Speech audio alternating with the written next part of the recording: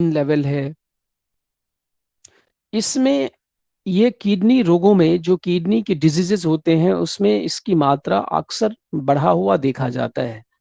लेकिन conventional treatment के साथ साथ योगाभ्यास करवाने के बाद ये पाया गया कि ऐसे व्यक्ति जो योगाभ्यास नियमित रूप से योगाभ्यास किया उनमें serum blood urea, serum creatinine के स्तर में सकारात्मक कमी देखा गया। मतलब वो नॉर्मल की तरफ उसकी जो रुझान थी, जो कमी थी, वो सामान्य की ओर जाते हुए देखा गया।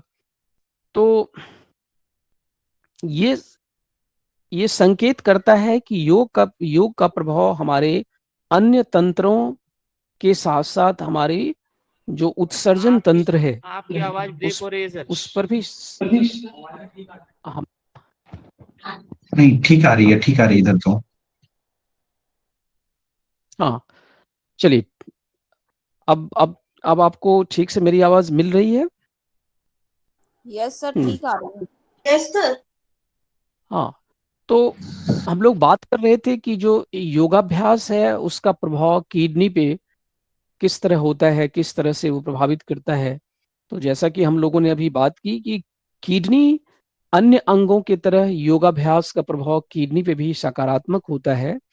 और कुछ वैज्ञानिक शोध अध्ययन में ये पाया गया, ये देखा गया, ये ऑब्जर्वेशन है कि योगाभ्यास करने लंबे समय तक योगाभ्यास करने से किडनी की जो कार्य क्षमता है, किडनी की जो वर्किंग एबिलिटी है, वो इम्प्रूव होता है। किडनी फंक्शन जो है वो इम्प्रूव होता है, उसमें अभिवृद्धि होती है, उसमें सकारात्मक परिवर्तन आता है। तो ये सारे एक्चुअली हम लोग चूंकि एक वैज्ञानिक रूप से किसी भी चीज का अध्ययन करते हैं, तो इसमें कोई भी स्टेटमेंट बिना किसी साक्ष्य के, बिना किसी ऑब्जर्वेशन के, साइंटिफिक ऑब्जर्वेशन के नहीं दिया जा सकता है। जैसे कि आपने सुना होगा कुछ लोग ऐसे बोलते हैं बिना किसी रिसर्च के, बिना किसी अध्ययन के, कि इससे ऐसा हो जाता है, इससे ये फायदा हो जाता है।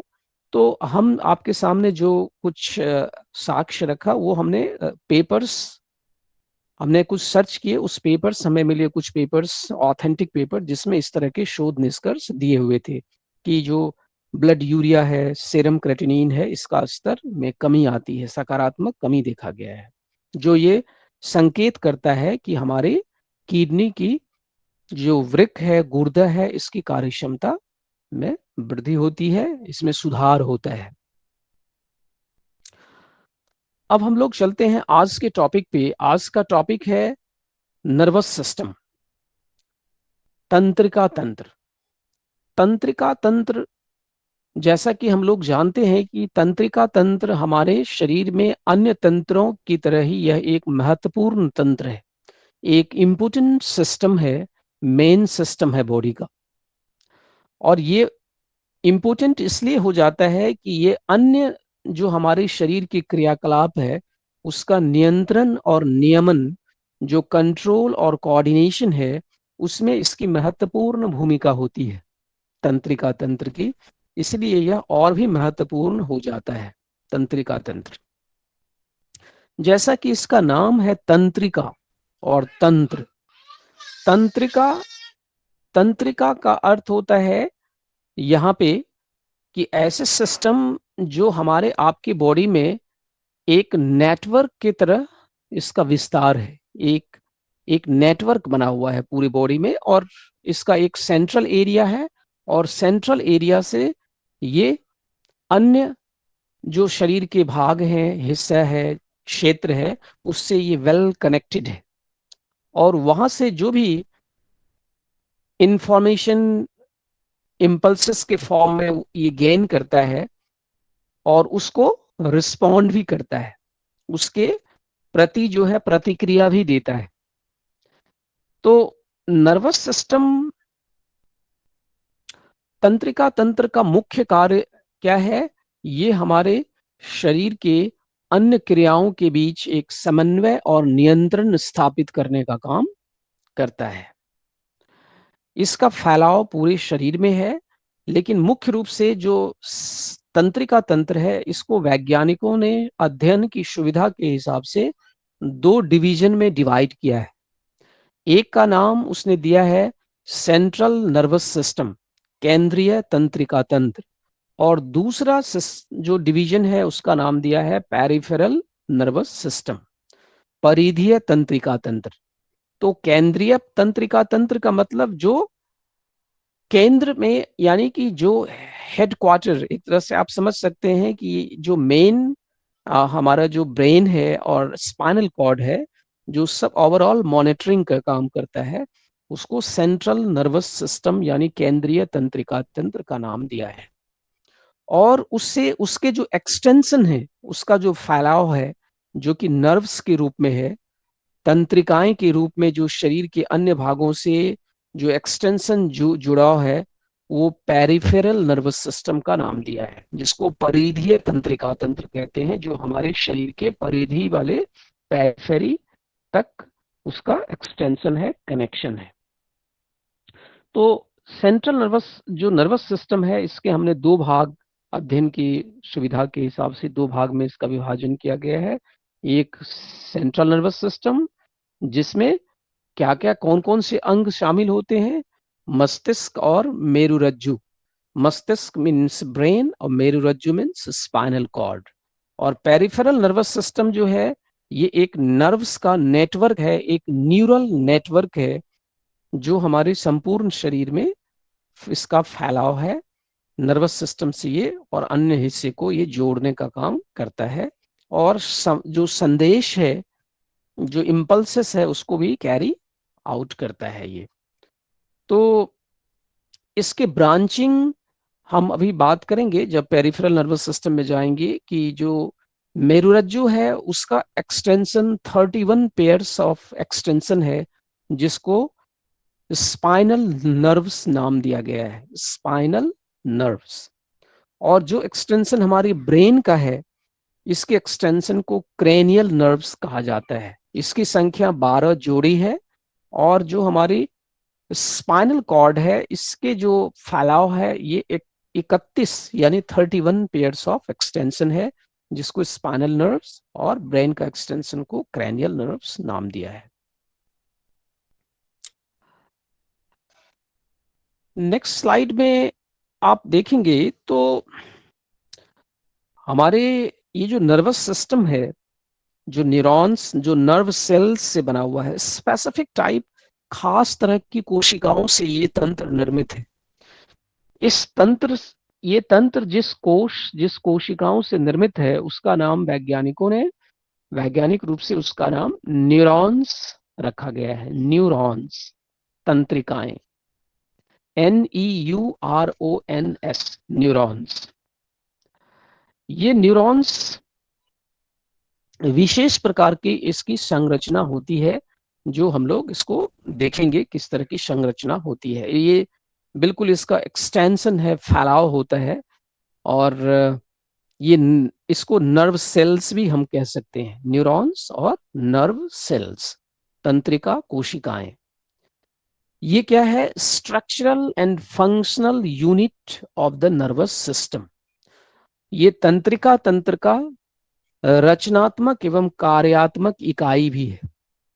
इसी जैसे किडनी में हमने बताया था कि किडनी का जो यूनिट है, फंक्शनल यूनिट है, उसको हमने नेफ्रॉन कहा था, नाम दिया हम वैज्ञानिकों ने। उसी तरह यहाँ पे नर्वस सिस्टम के जो सेल्स है, उसका स्ट्रक्चरल और फंक्शनल यूनिट न्यूरॉन्स है। न्यूरॉन्स मुख्य रूप से, जैसे आप देखते हैं कोई भी केबल हमारे रूम में, हमारे घर में इलेक्ट्रिक केबल होता है, बिजली के तार होते हैं, टेलीफोन के तार होते हैं, इंटरनेट के भी केबल होते हैं। ये केबल क्या करता है? ये इलेक्ट्रिक करंट कैरी करता है। तो उसी तरह से ये जो हमारे शरीर में जो नर्व्स हैं, ये नर्व्स भी उसी केबल की तरह वर्क करता है। इसके अंदर भी जो है इम्पल्सेस इलेक्ट्रिक फॉर्म में कन्वे करता है। इलेक्ट्रिक फॉर्म कहेंगे, केमिकल फॉर्म में, इलेक्ट्रोकेमिकल फॉर्म में ये कन्वे होता है। जो संदेश है, जो इम्पल्सिस है, सेंसेशन है, ये इलेक्ट्रोकेमिकल फॉर्म में कन्वे होता है। और ये शरीर के परिधीय भाग से जो इंफॉर्मेशन है वो हमारे सेंट्रल नर्वस सिस्टम को मिलता है, और सेंट्रल नर्वस सिस्टम जो रिस्पॉन्ड करता है, जो प्रतिक्रिया देता है, वो प्रतिक्रिया भी हमारे पेशियों और ग्रंथियों तक इसी फॉर्म में ये आता है। तो इस तरह से हमारे शरीर, खास करके हम लोग महसूस करते हैं, कभी हम लोगों को सर्दी के मौसम में सर्दी लगता है, गर्मी के मौसम में गर्मी लगता है, तो हमारा शरीर उसको महसूस करता है, सर्दी को, गर्मी को। कैसे महसूस करता है? क्योंकि हमारे शरीर की जो परिधीय हिस्सा है, जो त्वचा है, पेशियां हैं, इसमें कुछ सेंसरी रिसेप्टर्स लगे हुए हैं। उसको आप कह सकते हैं कि एक तरह का ये सेंसर है। जैसे कोई सेंसर क्या करता है? सेंस करता है। ऐसे ही हमारे शरीर में जो रिसेप्टर्स होते हैं, जैसे थर्मो रिसेप्टर है, उसी तरह से बैरो रिसेप्टर है, पेन रिसेप्टर है, ये सब अलग अलग तरह के सेंसर लगे हुए हैं जो खास तरह की संवेदनाओं को ग्रहण करता है।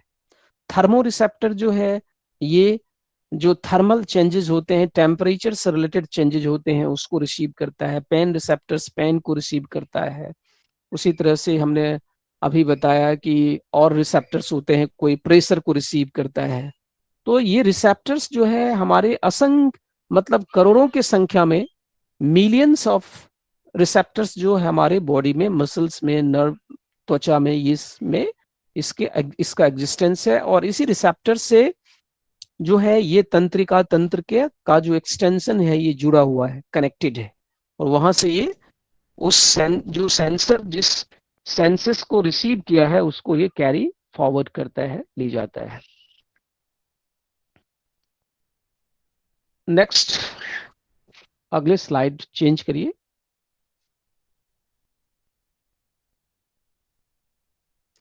अगर आप, मेरी आवाज आप तक जा रही हो तो आप स्लाइड चेंज करें। Next please.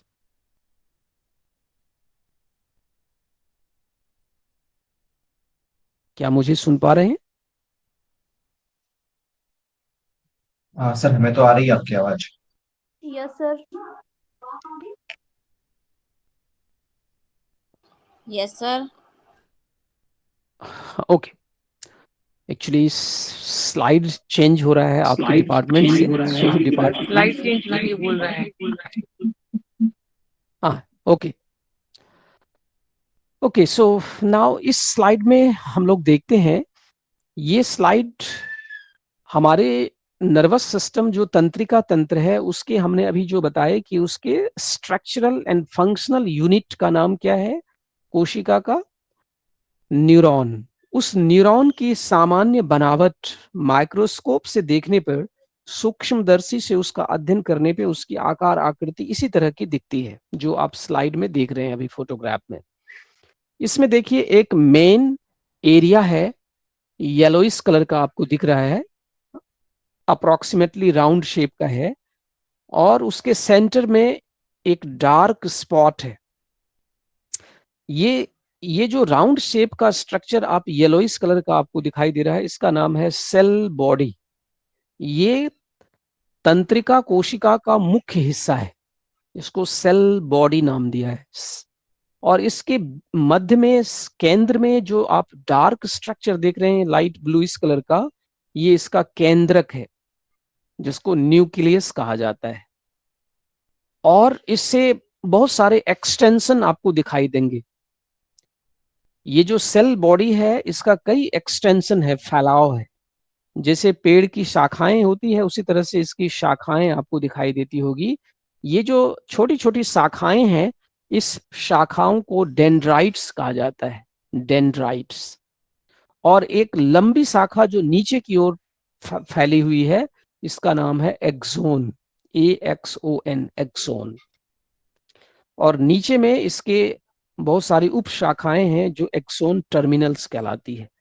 तो ये क्या है? ये एक नॉर्मल सेल्स है, ब्रेन नर्वस सिस्टम के सेल्स हैं जिसको न्यूरॉन्स कहा जाता है। इसकी एक बनावट है। हमारे शरीर में एक न्यूरॉन्स दूसरे न्यूरॉन्स से कनेक्ट होता है, जुड़ता है, और संदेश को एक न्यूरॉन से दूसरे न्यूरॉन्स में ट्रांसफर होते रहता है संदेश। क्योंकि अब आप अंदाजा लगाइए कि आपका मस्तिष्क जो है, ब्रेन, ये खोपड़ी यानी हेड रीजन में है, और इसका जो नीचे का पोर्शन है वो आपके लंबर सैक्रल तक फैला हुआ है।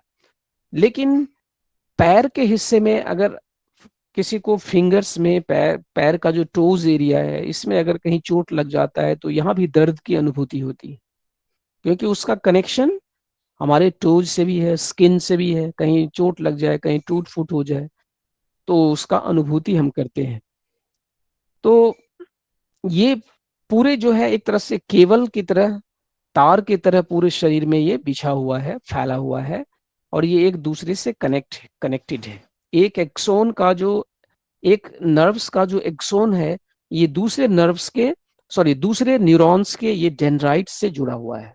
फिर उसके जो एक्सोन है वो दूसरे के डेंड्राइट से जुड़ा हुआ है। इस तरह से ये एक नेटवर्किंग और एक नेटवर्क किया हुआ है, नेटवर्किंग है इसका। ये न्यूरॉन्स मुख्य रूप से इसके कार्य के आधार पे इसको वैज्ञानिकों ने 3 भागों में विभाजित किया है। एक न्यूरॉन्स को नाम दिया है सेंसरी न्यूरॉन्स। सेंसरी मतलब जो उसको आप कह सकते हैं, सेंसरी को, जो हमारे सेंस ऑर्गन से कनेक्टेड है, चाहे वो स्पेशल सेंस ऑर्गन हो या जनरल सेंस ऑर्गन हो। संवेदी अंग हम लोग जानते हैं। संवेदी अंग क्या है? नाक है, आंख है, जीभ है, त्वचा है, कान है, ये सब संवेदी अंग है। इन अंगों से ये अटैच है। जो नर्व्स, वो क्या करता है, जो बाह्य वातावरण में या आंतरिक वातावरण में जो परिवर्तन हो रहे हैं, उन परिवर्तन से हमारे मस्तिष्क, हमारे सेंट्रल नर्वस सिस्टम को अवगत कराता है, उसको कैरी करके यहाँ तक लाता है। उसको कहते हैं संवेदी तंत्रिकाएं।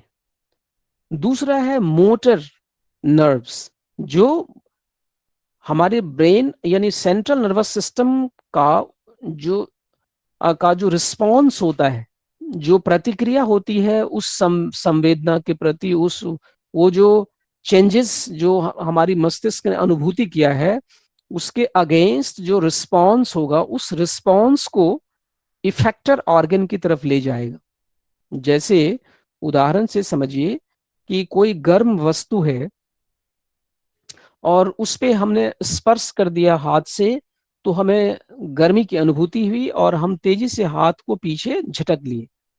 तो ये जो गर्मी की अनुभूति हुई, हमने छुआ, तो वो जो संदेश, गर्मी के जो हीट का जो सेंसेशन है, वो हमारे ब्रेन को गया। ब्रेन ने महसूस किया कि ये चीज गर्म है, बहुत ज्यादा हॉट है, इससे हमारे स्किन को, शरीर को नुकसान हो सकता है। तो ब्रेन ने क्या किया, रिस्पॉन्ड किया हमारे मसल को, जो हमारी पेशियां हैं हाथ की, और पेशियों में सिकुड़न की वजह से हम हाथ को पीछे हटा पाए, उंगली को पीछे हटा पाए। तो ये जो प्रतिक्रिया है जो हमारे मस्तिष्क से हमारे मसल्स को गया है, इसको जो कैरी करता है जिस तरह के न्यूरॉन्स, उसको मोटर न्यूरॉन्स कहा जाता है। और जो दोनों न्यूरॉन्स को, ब्रेन में कुछ ऐसे न्यूरॉन्स होते हैं जो आपस में एक दूसरे को इंटरकनेक्ट करता है, उसको मिक्स्ड टाइप भी कहा जाता है, मिक्स्ड न्यूरॉन्स। तो ये क्या है, डिवीजन ऑफ या classification of neurons on the basis of their function, कार्य के आधार पे न्यूरॉन्स का विभाजन।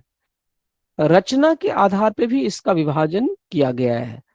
जैसे कोई न्यूरॉन्स है जिसका सेल बॉडी, अभी आप फोटोग्राफ में देख रहे हैं, गोला एक सेल बॉडी हमने बताया था, उसके एक ही ब्रांच है, उससे एक ही शाखाएं निकली है, तो उसका नाम दिया है यूनिपोलर। किसी के 2 शाखाएं हैं तो उसका नाम दिया बाइपोलर न्यूरॉन। किसी के 2 से ज्यादा शाखाएं हैं, ये जो सेल बॉडी है इससे कई शाखाएं निकली हुई है, तो उसका नाम दे दिया मल्टीपोलर न्यूरॉन।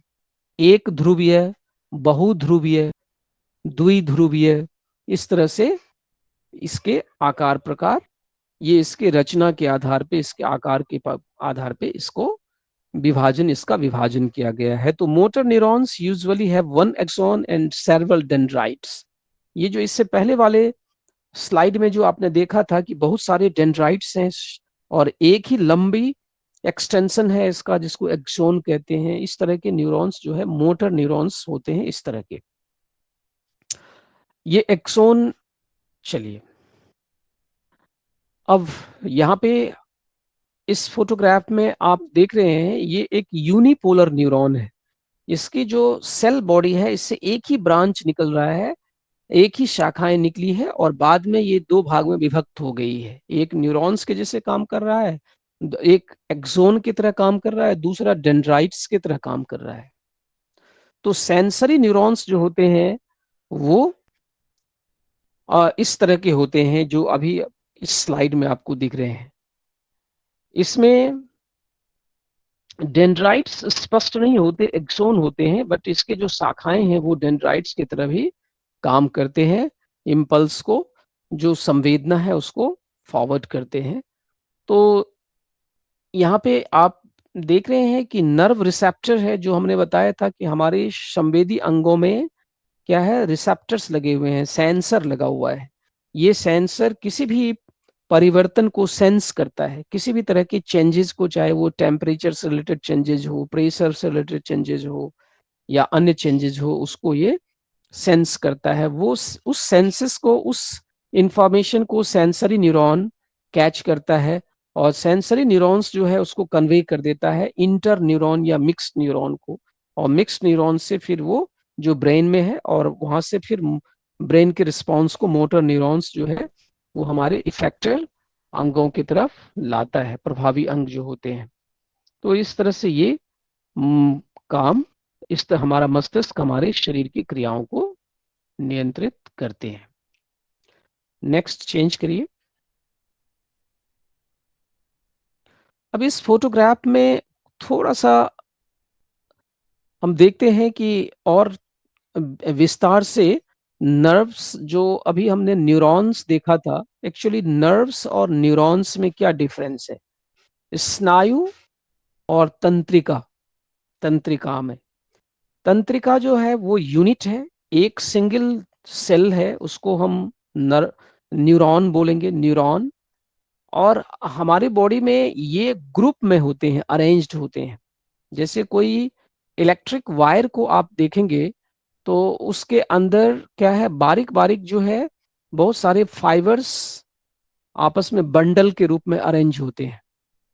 उसी तरह से हमारे जो जो न्यूरॉन्स होते हैं ये बंडल्स में अरेंज होते हैं। इसके बंडल्स जो होते हैं वो नर्व्स कहलाते हैं। यही नर्व्स जो है वो हमारे शरीर में इस तरह से व्यवस्थित होते हैं। इस फोटोग्राफ में आप देख सकते हैं इसके डिफरेंट लेयर्स, जो नर्व या न्यूरॉन्स कितने लेयर्स के, कैसे इसकी बनावट होती है वो यहाँ पे दिखाया गया है। यहाँ पे देख सकते हैं ये जो ऊपर का आपको पिंकिश कलर का दिखाई दे रहा है, ये पेरिफेरल नर्व विच कैन, ये पेरिफेरल नर्व है जो हमारे शरीर के परिधीय हिस्से में, इस जो नर्व्स होते हैं उसमें इस तरह के लेयर है। इसमें श्वान, एक खास तरह के कोशिकाएं इस नर्व्स में पाए जाते हैं, जिसका नाम वैज्ञानिकों ने दिया है श्वान सेल्स। ये श्वान सेल्स क्या करता है कि अगर नर्व्स में कोई टूट फूट होती है तंत्रिकाओं में, तो उसको रिपेयर करने का काम करता है, उसको रिजेनरेट करने का काम करता है। बीच वाले जो लेयर है जो आप देख रहे हैं, ये इसको माइलिन शीथ कहा जाता है। माइलिन शीथ ये एक वसा से बना हुआ एक कवरिंग है, इसको माइलिन शीथ नाम दिया है। एक फैटी लेयर है जो हमारे अंदर के लेयर को इंसुलेट करता है, उसको गर्म रखता है, उस एक कवरिंग, सुरक्षा कवर बनाता है। जैसे हम लोग आजकल कोई कंप्यूटर का या कोई केबल खरीदते हैं तो उस केबल में कई लेयर होते हैं इंसुलेटर के रूप में, उसी तरह हमारे नर्व्स भी जो है उसमें भी डिफरेंट लेयर है। जैसे हमने बाहरी लेयर देखा, फिर जो है एक लेयर है फैटी लेयर जिसको माइलिन शीथ बोलते हैं, ये इंसुलेट कर रहा है। और अंदर जो है ये मेन वायर है जो एक्सोन का नाम दिया है, ये मैसेज को क्या कर रहा है, ट्रांसमिट कर रहा है, जो संदेश है उसको कैरी कर रहा है। तो इस तरह से इसकी बनावट है। लेकिन ये जो शॉन सेल्स होते हैं, ऐसा वैज्ञानिकों का मानना है कि जो हमारे केंद्रीय तंत्रिका तंत्र है, मस्तिष्क और मेरुरज्जु है, इसमें जो नर्व्स हैं, जो न्यूरॉन्स हैं, उसमें ये श्वान सेल नहीं पाए जाते हैं। यही कारण बताते हैं वैज्ञानिक कि अगर हमारे ब्रेन का कोई नर्व्स एक बार डैमेज हो जाए, टूट जाए या कहीं क्षय हो जाए, तो ये दोबारा रिवर्स नहीं होता, नहीं बनता है। लेकिन पेरिफेरी में, पेरिफेरल नर्वस सिस्टम जो जो हमारे परिधीय तंत्रिका तंत्र है, इसमें ये श्वान सेल्स पाए जाते हैं। और यही वजह है कि इसमें टूट फूट की मरम्मत होने की संभावना रहती है, जो रिपेयर है वो हो जाता है। तो ये चीज नेक्स्ट प्लीज।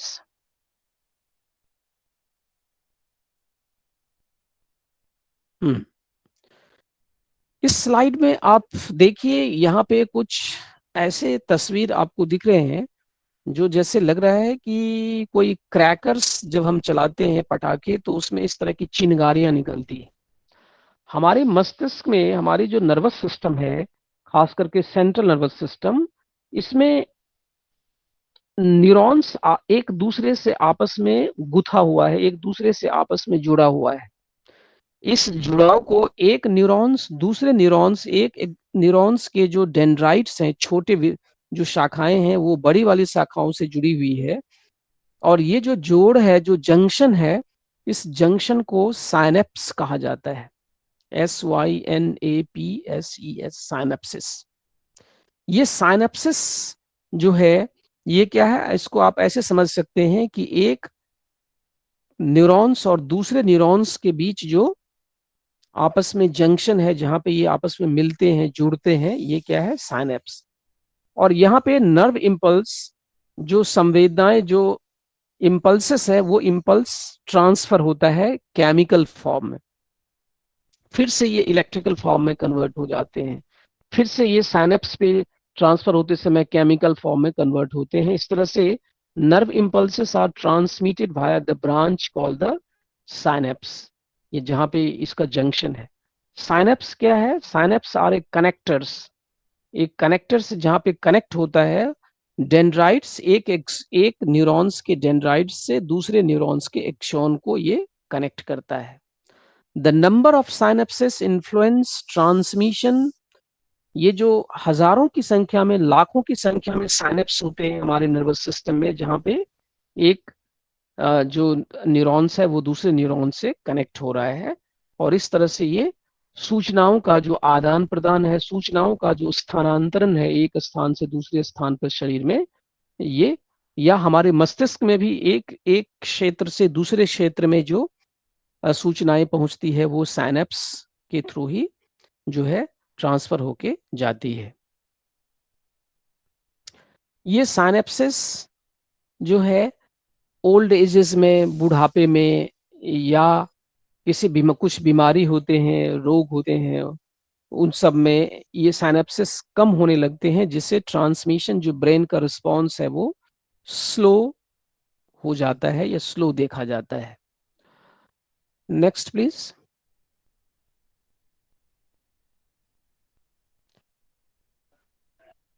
हाँ, तो चेंज करिए स्लाइड को।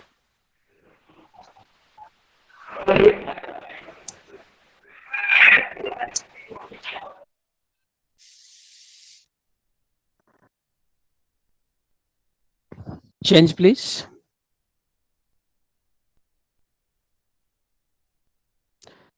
नेक्स्ट स्लाइड में, आप, हमारी आवाज आप तक नहीं जा रही है,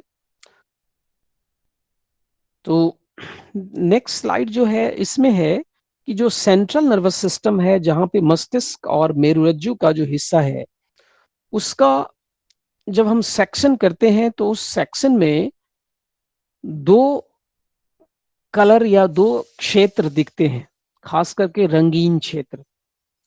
एक क्षेत्र को कहा जाता है जो व्हाइट अपीयरेंस होता है, उसको व्हाइट मैटर कहा गया है, श्वेत द्रव। और कुछ एरिया जो है वो धूसर कलर का दिखता है, जिसको ग्रे मैटर कहा जाता है। ये जो व्हाइट मैटर और ग्रे मैटर, ये हमारे मस्तिष्क के कुछ क्षेत्र ग्रे अपीयरेंस होता है, कुछ व्हाइट अपीयरेंस होता है, कुछ लेयर या मेरुरज्जु, इसको व्हाइट और ग्रे मैटर नाम दिया है। ये व्हाइट और ग्रे इसलिए होता है कि इससे प्रीवियस स्लाइड में जो हमने अभी आपको बताया था कि जो नर्व्स क्या है, मालिन शीट से यानी वसा के चर्बी के कवर से कवर्ड है, वो वाला एरिया जो है क्या दिखता है, वो वाइट अपीयरेंस होता है। इसलिए वो मस्तिष्क का जिस हिस्से के नर्व्स में ये मालिन शीट होते हैं, कवर्ड होते हैं, वो वाइट अपीयर होता है। और जो नेकेड होते हैं, जिसमें ये कवरिंग नहीं होती है, वो ग्रे अपीयर होता है, ग्रे दिखता है। तो उसको grey matter and white matter नाम दिया है, धूसर पदार्थ और श्वेत पदार्थ। जो सेंट्रल नर्वस सिस्टम है, इसका बाहरी हिस्सा जो है वो ग्रे अपीयर होता है, और जो आंतरिक हिस्सा है वो वाइट अपीयर, जो व्हाइट और ग्रे मैटर इस तरह के देखे जाते हैं। अब हम लोग बात करते हैं, ये बहुत ही विस्तार में हम नहीं जाएंगे क्योंकि उतना समय नहीं है। जो समय निर्धारित है उसमें हम लोग कोशिश करेंगे कि जो कुछ भी चीजें हैं, बेसिक चीजें हैं, वो आपके समझ में आए। अब हम लोग बात करते हैं ब्रेन और स्पाइनल कॉर्ड। ये जो मस्तिष्क और मेरुरज्जु है, जो केंद्रीय तंत्रिका तंत्र का हिस्सा है, इसकी सुरक्षा के लिए प्रकृति ने कुछ लेयर्स, कुछ ऐसे आवरण बनाए हैं जो आवरण इसकी बाहरी सुरक्षा करता है। इस आवरण को सम्मिलित रूप से मेनिंजेस कहा जाता है, MENINGES, मेनिंजेस। मेनिंजेस मीन्स एक झिल्ली है, एक पतली परत है, झिल्ली है, मेम्ब्रेन है, जो हमारे मस्तिष्क के बाहरी हिस्से को कवर करता है। तो इसको मेनिंजेस कहा गया है। तो हमारे मस्तिष्क और मेरुरज्जु में ये जो आवरण है, ये जो झिल्ली है, कृपया स्लाइड नंबर 9 को डिस्प्ले करिए।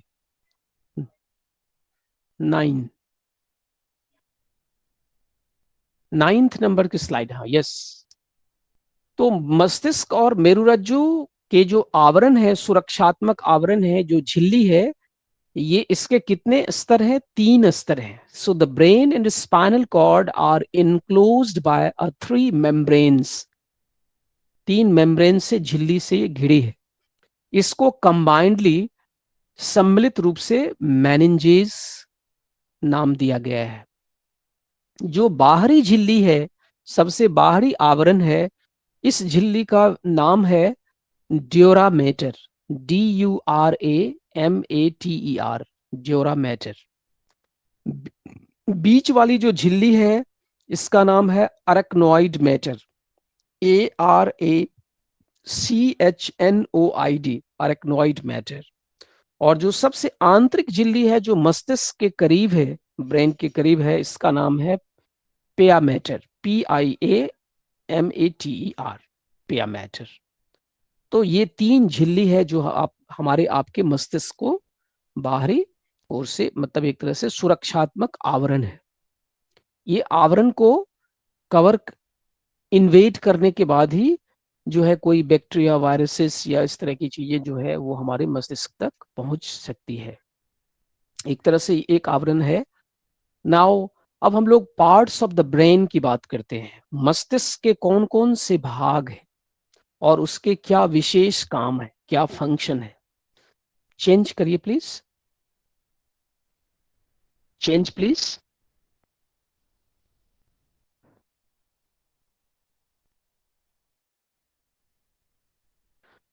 हाँ, यस।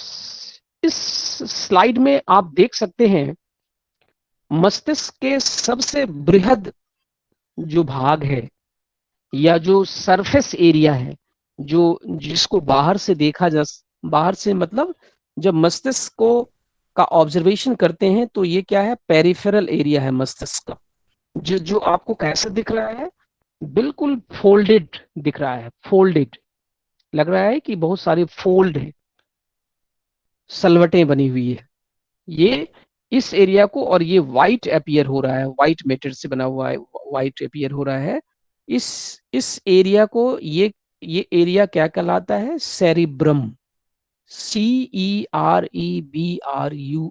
सेरिब्रम। ये सेरिब्रम का पार्ट है और ये largest part of the brain, मस्तिष्क का सबसे बृहद भाग है। ये क्या क्या क्रिया प्रतिक्रिया करता है, इसका क्या फंक्शन है इस एरिया में, ये जो सेरिब्रम का एरिया है, ये सेरिब्रल हेमिस्फीयर वो भी बोलते हैं। आप देखेंगे ये लग रहा है बाहर से दो बराबर बराबर हिस्से में बटा हुआ है, बीच में एक लाइन जैसी आपको दिख रही है, ये लाइन जो है इसको दो बराबर हिस्से में बांटती है, लेफ्ट और राइट सेरिब्रल हेमिस्फीयर में। यहाँ पे क्या क्या चीजें होती है, ये सेंसरी और मोटर दोनों तरह के एक्टिविटीज को ये कोऑर्डिनेट और कंट्रोल करता है, यानी जो परिधीय हिस्से से जो संवेदनाएं आती है, संवेदी सूचनाएं आती है, उनको भी ये ग्रहण करके, और फिर जो रिस्पांस होता है वो रिस्पांस को भी ये कन्वे करता है। तो ये इसमें सेंसरी और मोटर दोनों तरह की एक्टिविटी होती है। इसमें सेंसरी रिसेप्शंस, जो बाहरी वातावरण में बदलाव हो रहा है उसको जो रिसेप्टर्स और सेंसरी नर्व्स के थ्रू जो संदेश आया है ब्रेन में, उसको ये ग्रहण करता है, और उसके अगेंस्ट जो है ये रिस्पॉन्ड भी करता है। इसके साथ साथ इमोशंस हैं, हमारी जो इमोशन है, कॉन्शसनेस है, हमारी जो जागृति का स्तर है, सजगता का स्तर है, इसके साथ साथ हमारी स्मृति है, मेमोरी है, और वॉलेंट्री मूवमेंट, जो बॉडी में ऐच्छिक रूप से जो क्रियाएं चलती है, जो गति होती है, ये सब इसी एरिया से नियंत्रित होता है। जैसा कि हमने बताया कि इसमें ये दो भाग में विभाजित दिखती है, इसको हेमिस्फीयर कहा गया है, लेफ्ट एंड राइट हेमिस्फीयर, और इसके सरफेस एरिया को, जो सतही क्षेत्र है, इसको कॉर्टेक्स नाम दिया गया है। इसमें आप देख रहे हैं बहुत सारे फोल्डेड स्ट्रक्चर है, जो बल्जिंग उभरा हुआ है, और फोल्ड है, सलवटें हैं, जिसको गायरस कहा जाता है, GYRUS।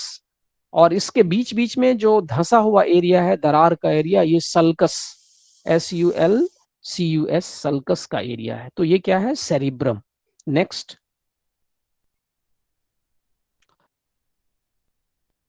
इस एरिया में यहाँ पे अब आप इस ब्रेन का एनिमेटेड फोटोग्राफ आप देख रहे हैं। जैसे हमने कंकाल तंत्र में अपने खोपड़ी की हड्डी को के डिवीजन देखा था, फ्रंटल, पैराइटल, फ्रंटल सामने की ओर है जो हमारा फोरहेड है, पैराइटल जो है टॉप ऑफ द हेड है, temporal side of the head है, और ऑक्सीपिटल बैक है। उसी तर्ज पे वैज्ञानिकों ने मस्तिष्क के एरिया को भी विभाजित किया है, frontal cerebral cortex, cerebral area, cerebrum का frontal area, temporal area, parietal area, occipital area. और वैज्ञानिकों ने शोध अध्ययन में पाया कि इन अलग अलग एरियाज के अलग अलग काम, फंक्शन है। जैसे कॉर्टेक्स, सेरिब्रल कॉर्टेक्स का 4 डिवीजन है, और ये जो डिवीजन, इसमें जो फ्रंटल डिवीजन है, जो हमारे फ्रंट यानी फोरहेड के एरिया हिस्से में आगे का जो एरिया है फ्रंट का, ये क्या करता है, इसमें मोटर एक्टिविटी होती है। मोटर एक्टिविटी का मतलब जो संदेश हमारे ब्रेन प्राप्त करता है शरीर के अन्य हिस्से से, उसके प्रति रिस्पॉन्स करते हैं।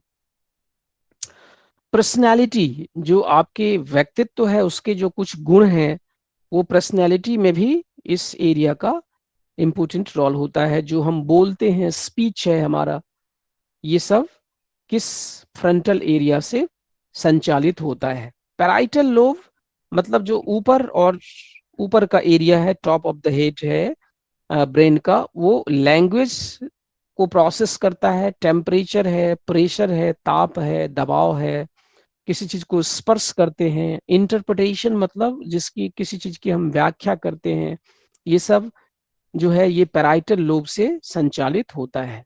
जो टेम्परल लोब है, साइड का एरिया है ब्रेन का, यहाँ से मुख्य रूप से जो है ये हियरिंग और स्मेल, लैंग्वेज जो सुनने का, सूंघने का, या जो भाषा हम बोलते हैं इसका इंटरप्रिटेशन यहीं से होता है।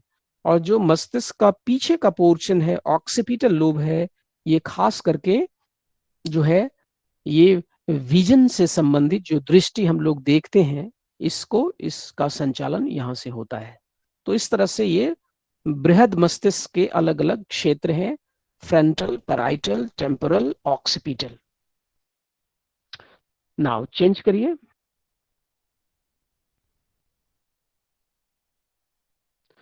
इसमें आप देखिए अलग अलग कलर्स किए हुए हैं। इसमें बृहद मस्तिष्क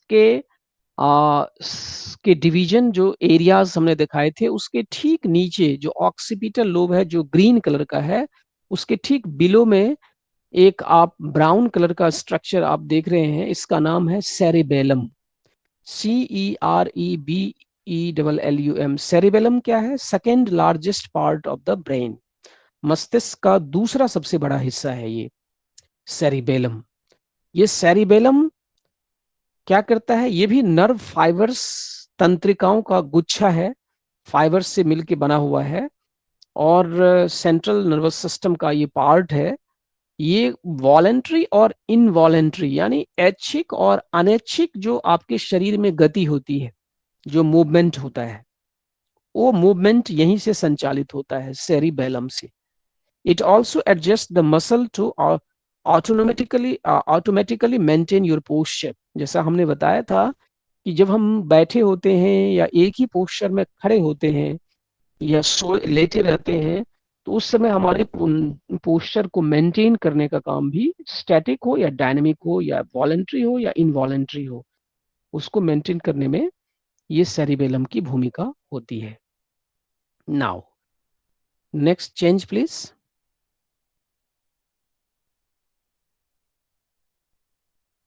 इसमें देखिए ये दूसरा मस्तिष्क के सेरिबेलम से नीचे का पार्ट है, जिसका नाम डायनसेफलन रखा गया है। इसको आप कह सकते हैं कि ये मस्तिष्क का जो है तना वाला हिस्सा है, स्टेम की तरह है, नीचे का पोर्शन है। इसमें दो भाग है, एक का नाम थैलेमस है, दूसरे का नाम हाइपोथैलेमस है। Hypo means below. ये भी इंपॉर्टेंट है। थैलेमस क्या है? एक तरह से रिले सेंटर का काम करता है। जो सूचनाएं आपके शरीर के अन्य भागों से मस्तिष्क की ओर जाती है, वो थैलेमस होके ही पास करती है, और थैलेमस उसको रिले कर देता है। रिले स्टेशन है, जैसे रेडियो या टेलीविजन में रिले स्टेशन होता था पहले, वैसे ही ये एक तरह से रिले सेंटर का काम करता है। और जो हाइपोथैलेमस है, इसके कई काम है। ये हाइपोथैलेमस हमारा बिहेवियर है, हमारी व्यवहार है, हमारी भाव है, भाव संवेदना, इमोशंस हैं, इमोशन जो हम लोग एक्सप्रेस करते हैं, चाहे वो गुस्सा है या हर्ष है या कुछ भी है। बॉडी का टेम्परेचर है, जो तापमान है, शरीर की चयापचयी क्रियाएं हैं। और मस्तिष्क, हमारे मस्तिष्क में एक प्रमुख ग्रंथि है जिसके बारे में कल बात करेंगे, अंतःस्रावी ग्रंथि, पिट्यूटरी ग्लैंड। ये ग्लैंड को भी नियंत्रित करता है, ग्लैंड, पिट्यूटरी ग्लैंड के स्राव को भी ये नियंत्रित करता है, हार्मोनल सिक्रीशन को कंट्रोल करता है। तो ये इसके मुख्य काम है डायनसेफलन के, hypothalamus and hypothalamus.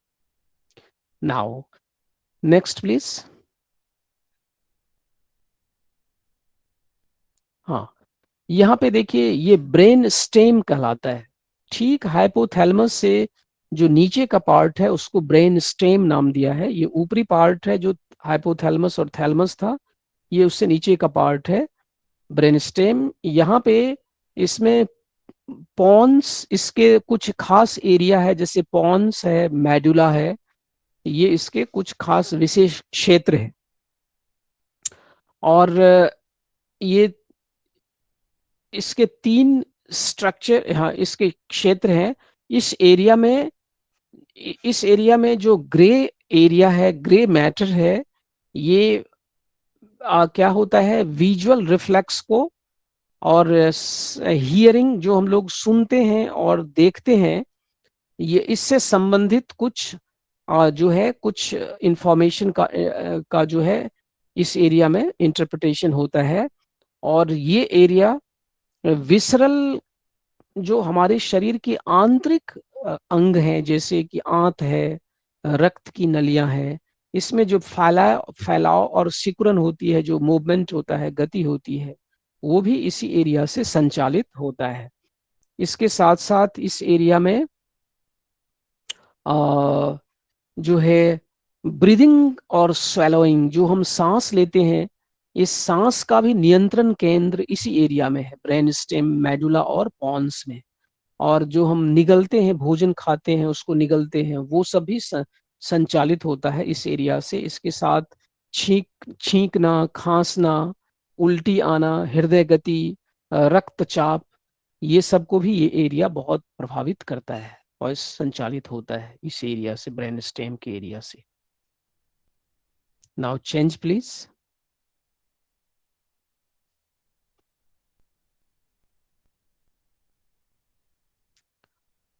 Slide change करिए। अब हम लोग आते हैं ब्रेन के बाद स्पाइनल कॉर्ड पे। स्पाइनल कॉर्ड यानी मेरुरज्जु मस्तिष्क का एक्सटेंशन है। इस वैज्ञानिकों ने इस मस्तिष्क मेरुरज्जु को 31 खंडों में जो है खंड में इसको विभाजित किया है अध्ययन की सुविधा के हिसाब से, 31 सेगमेंट्स। और हर सेगमेंट्स के अपने क्या है, इसके एक्सटेंशन है, विस्तार है। यहां से जो है नर्व्स, जो स्नायु है, वो हर सेगमेंट से एक्सटेंड हो रहा है, जो आपके बॉडी के डिफरेंट पार्ट्स को कनेक्ट कर रहा है। कोई हाथ को, कोई कंधे को, गर्दन को, अलग अलग हिस्से को कनेक्ट करता है। तो 31 पेयर्स ऑफ एक्सटेंशन है। ये 8 पेयर्स एक्सटेंशन आपके जो गर्दन का एरिया है उस एरिया में है। 12 एक्सटेंशन, 12 सेगमेंट्स जो है वो पीठ के ऊपरी पीठ जो है वह उस एरिया में है। निचले पीठ के एरिया में जो लोअर बैक का एरिया है वहां पे 5 एक्सटेंशन है। फिर उससे नीचे 5 एक्सटेंशन है। और फिर लास्ट में जो सैक्रल एरिया है वहां पे 1 एक्सटेंशन है। चेंज करिए प्लीज, स्लाइड चेंज करिए।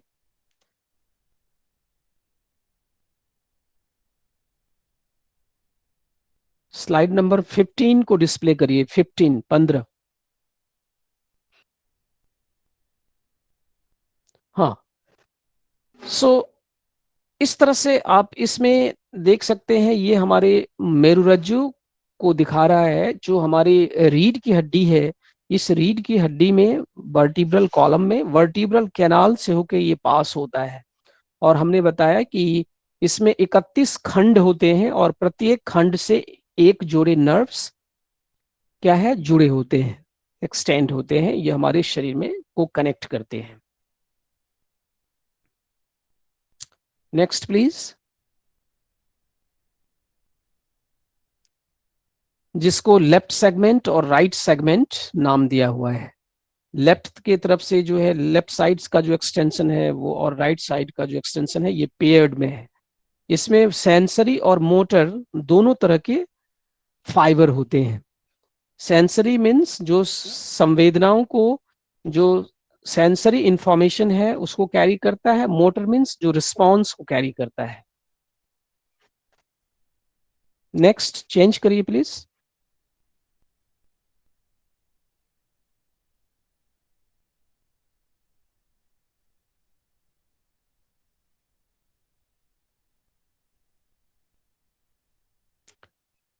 Change please.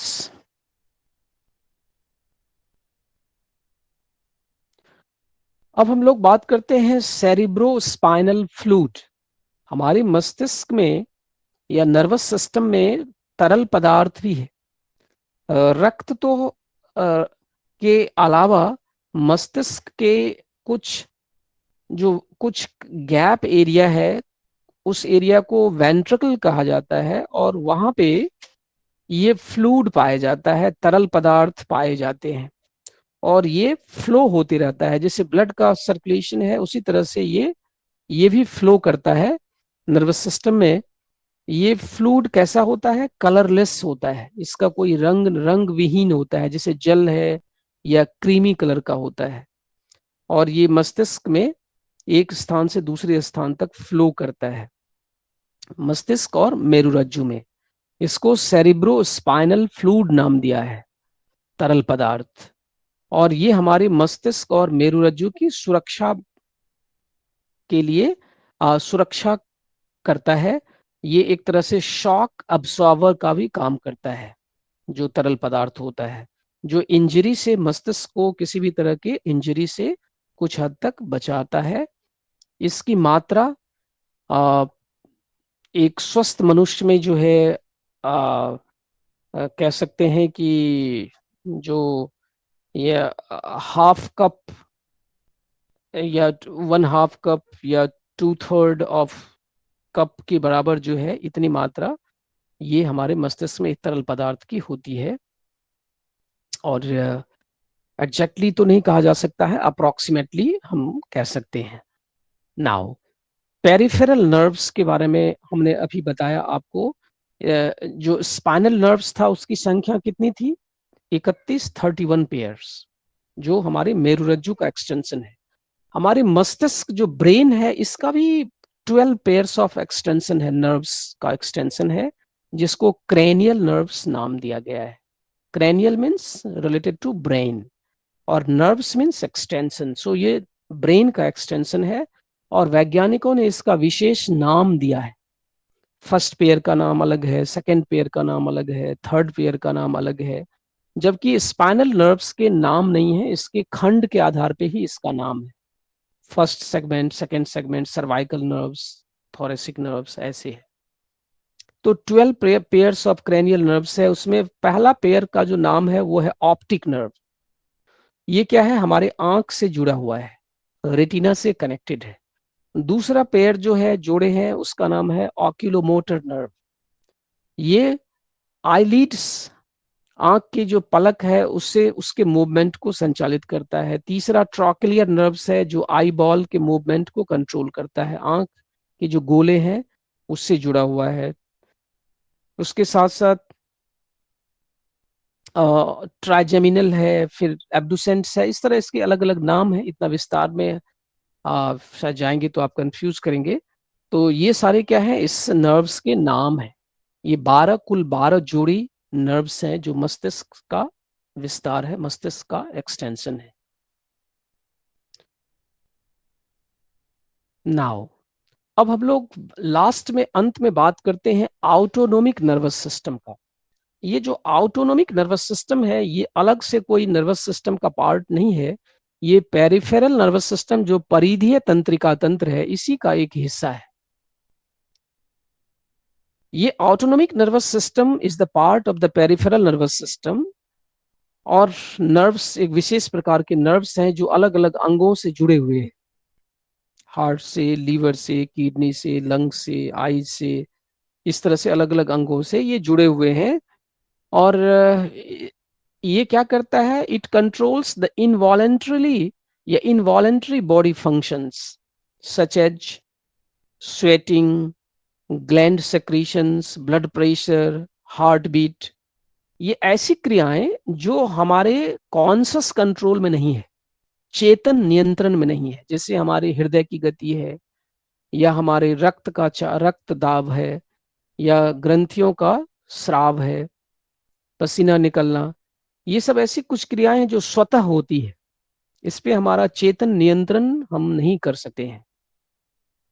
हृदय की गति को आप चाह के भी रोक नहीं सकते हैं वांछित अवांछित समय तक, ये अपने आप चलता रहता है।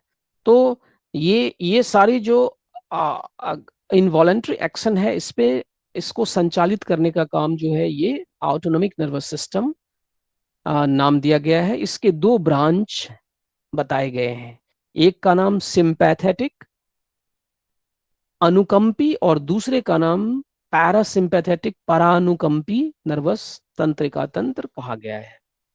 स्वायत्त तंत्रिका तंत्र के 2 क्या है? विभाजन है, अनुकंपी और परा अनुकंपी, इसको हिंदी में बोलते हैं। अंग्रेजी में बोलेंगे तो सिंपैथेटिक और पैरासिम्पैथेटिक।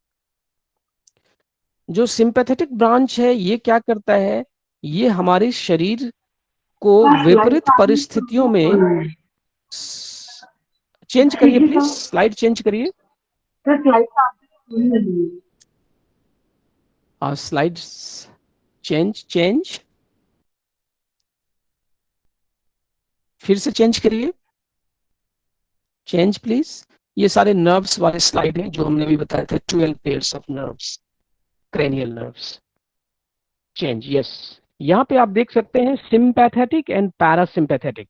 सिंपैथेटिक डिवीजन का ये पेरिफेरल नर्वस सिस्टम का पार्ट है जो अलग अलग अंगों से जुड़ा हुआ है। आप देख रहे हैं आंख से जुड़ा हुआ है, सेलेब्री ग्लैंड से जुड़ा हुआ है, उसी तरह से जो है हार्ट से है, लंग से है, आंत से है, ये हमारे जीआईटी ट्रैक्ट से है, इसके साथ साथ एड्रिनल ग्लैंड से जुड़ा हुआ है, ब्लैडर से, यूरिनरी ब्लैडर से जुड़ा हुआ है।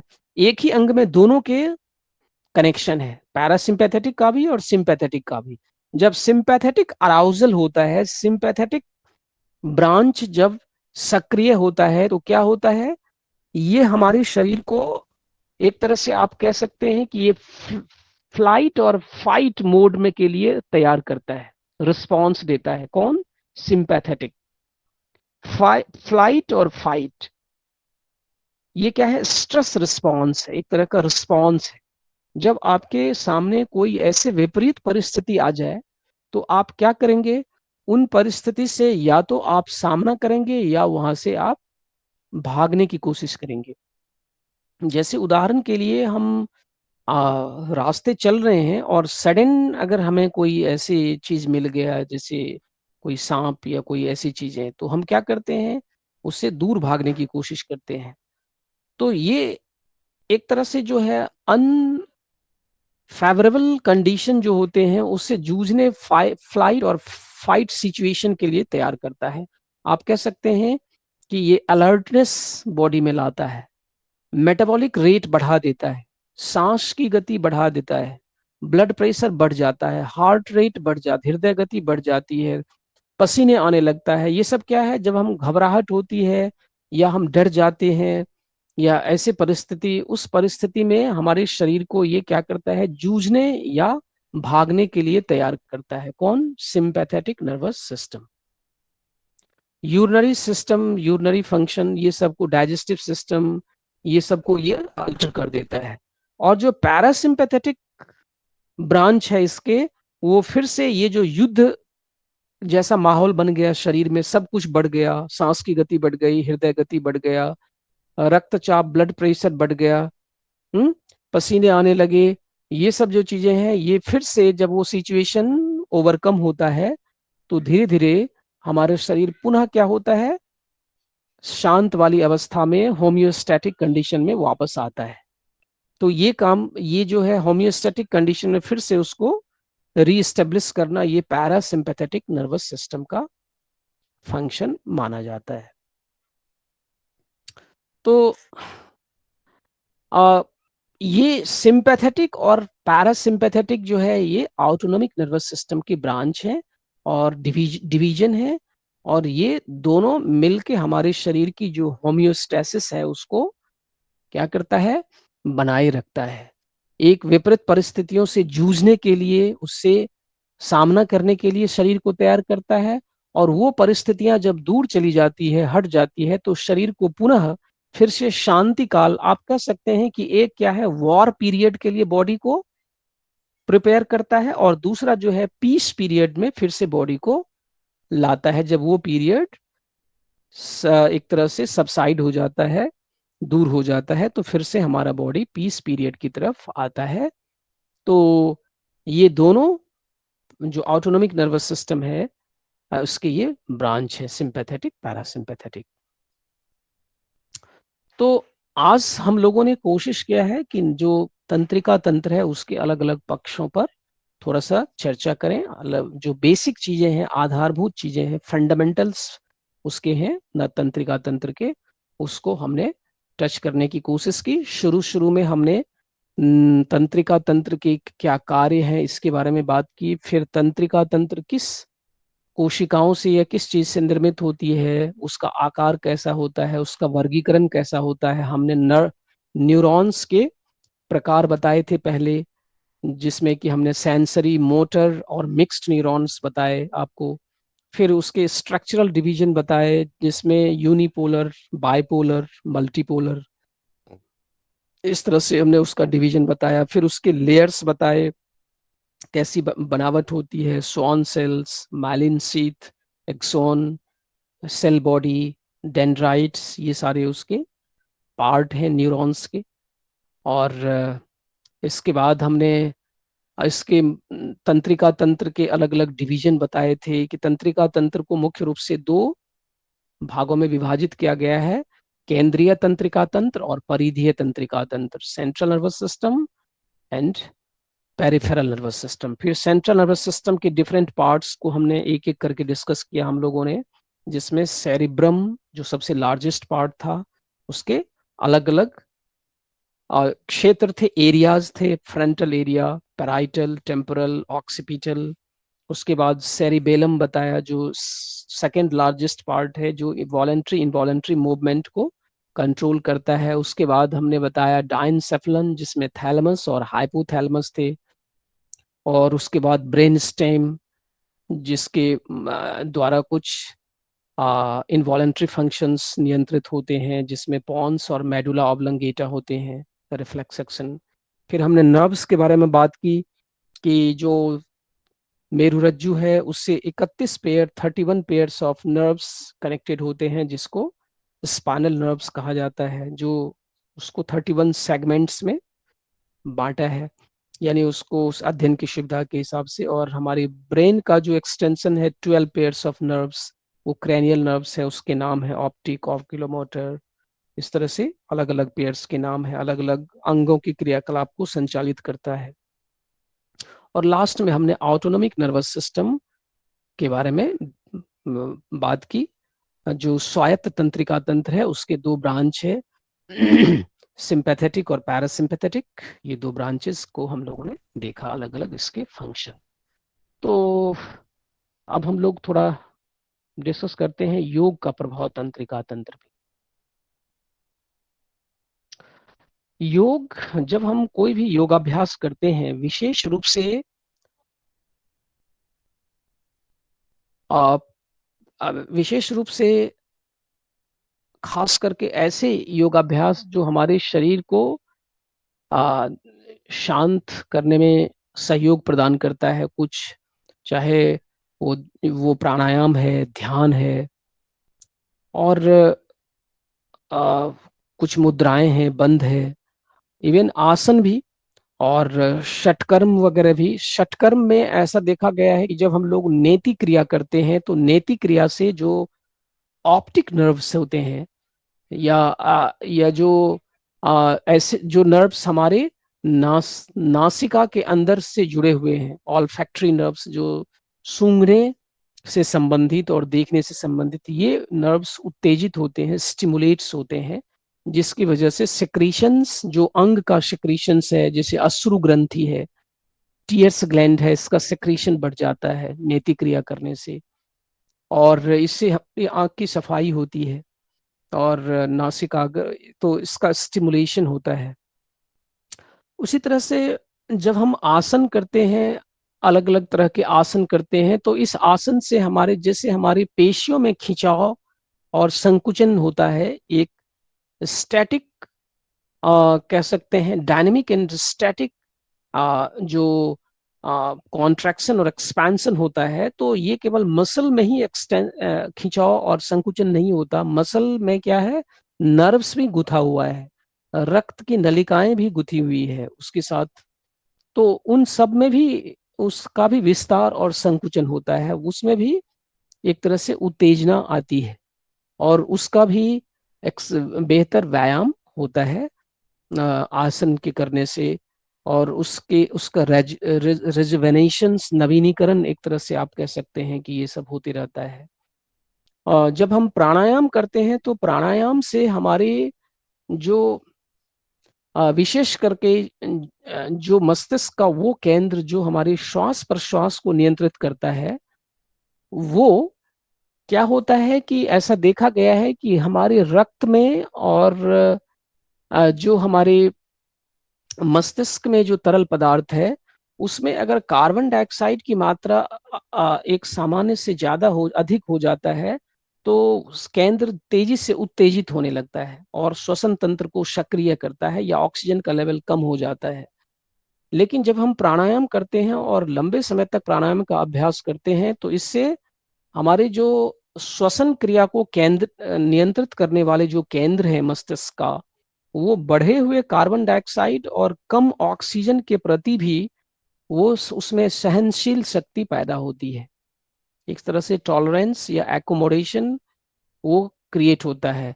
एक एक तरह से ऐसा हम कह सकते हैं कि वो जो लोग प्राणायाम का अभ्यास कुंभक के साथ करते हैं, उन लोगों में सांस को रोकने की जो ब्रीथ होल्डिंग कैपेसिटी है, एबिलिटी है, वो बढ़ जाती है और मस्तिष्क की एक तरह से बढ़े हुए कार्बन डाइऑक्साइड और कम ऑक्सीजन में भी ब्रेन की ट्रेनिंग हो जाती है।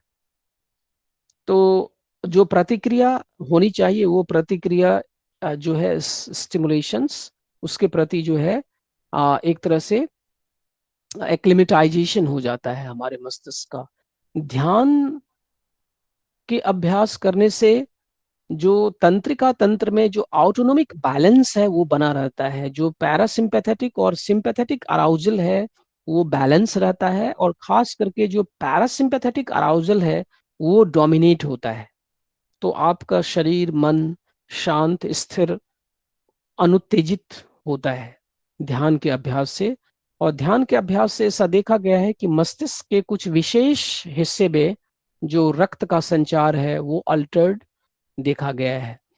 तो इस तरह से कई ऐसे शोध उपलब्ध हैं, शोध कार्य हुए हैं नर्वस सिस्टम पे योग के प्रभाव खास करके ध्यान से संबंधित, जिसमें पाया गया है कि ध्यान करने से मस्तिष्क से जो कुछ तरंगे, कुछ वेव्स जो जिसको कुछ एपरेटस के माध्यम से वैज्ञानिक जांच करते हैं, उसमें एक अल्फा वेव्स होते हैं। ये अल्फा वेव्स का जो इमिशन है वो बढ़ जाता है।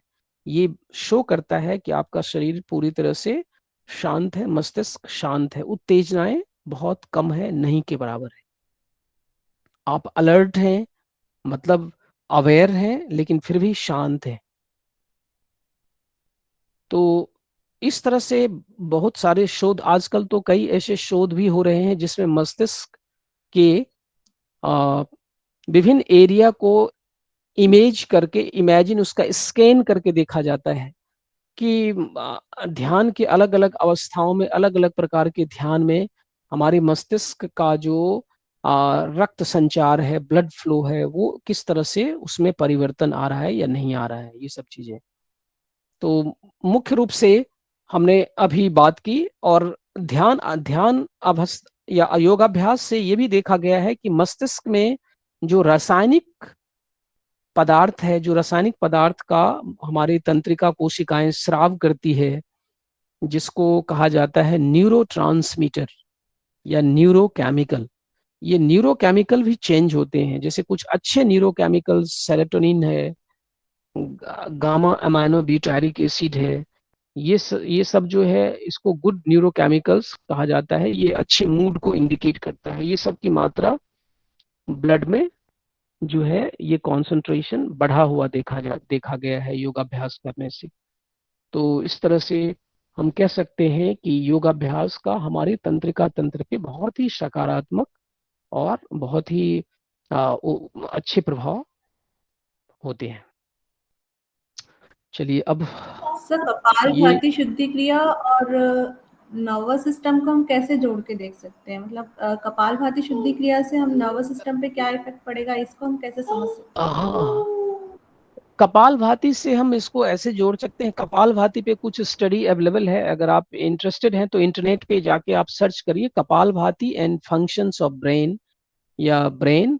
तो आप इसमें आपको मिलेगा कि कपाल भाती जब हम करते हैं, खास करके वातक्रम कपाल भाती, तो हमारे जो अभी जो हमने ब्रेन का सेरिब्रम का जो फ्रंटल एरिया बताया था, जिसको हम frontal lobe of cerebral cortex बोलते हैं, उस एरिया में ब्लड फ्लो बढ़ गया है। ऐसा इमेज जब उसके एमआरआई किया गया ब्रेन का, तो उसमें पाया गया कि कपालभाति करते समय क्या होता है, हमारे मस्तिष्क का जो अग्रभाग है उसमें रक्त का संचार अपेक्षाकृत ज्यादा देखा गया, अधिक देखा गया। और फ्रंटल एरिया जो है वो सेंसरी और मोटर दोनों तरह के रिस्पॉन्स करते हैं। तो आपकी अलर्टनेस, आपकी इंटरप्रिटेशन या जो कॉग्निशन है, ये इसको प्रभावित करता है।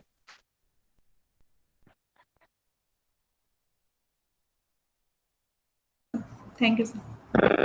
सर एक प्रश्न था कि सेरिबेलम और सेरिब्रम में जो कार्य के दृष्टिकोण से साम्यता दिखाई पड़ती है, थोड़ा सा ब्रीफ कर दीजिए सर उसको। साम्यता नहीं है। सेरिबेलम जो है ये मुख्यतः हमने बताया, सेरिब्रम जो है ये सबसे बृहद मस्तिष्क है, और इसके अलग अलग लोब्स जो हैं वो अलग अलग क्रियाकलापों को संचालित करता है। जबकि जो सेरिबेलम है, ये सेरिबेलम का मुख्य कार्य जो है वो क्या है, हमारे बॉडी में जितने भी इनवॉलेंट्री मूवमेंट होते हैं, वॉलेंट्री और इनवॉलेंट्री मूवमेंट, यानी ऐच्छिक और अनैच्छिक रूप से आपके शरीर में जो गति हो रही है, चाहे वो स्केलेटल मसल का मूवमेंट है या अन्य मसल का, इसके बीच एक कोऑर्डिनेशन स्टेब्लिश करता है ये। मतलब आपके पोस्चर को ये कंट्रोल करता है। अगर ये किसी का डिस्ट्रॉय कर दिया जाए तो उसका पोस्चर, जो उसकी पोस्चर है, शरीर की जो स्थिति है, वो जैसे अभी आप बैठे हैं तो आप संतुलित होकर बैठे हैं। किसी व्यक्ति के सेरिबेलम को अगर नष्ट कर दिया जाए तो ना वो बैठ पाएगा, ना खड़ा हो पाएगा, ना वो, उसके मसल्स के बीच कोऑर्डिनेशन लॉस कर जाएगा। तो मुख्य रूप से इसका कोऑर्डिनेशन क्या है, वॉलंटरी और इनवॉलंटरी मसल्स बॉडी मूवमेंट का कोऑर्डिनेशन एस्टेब्लिश करना है।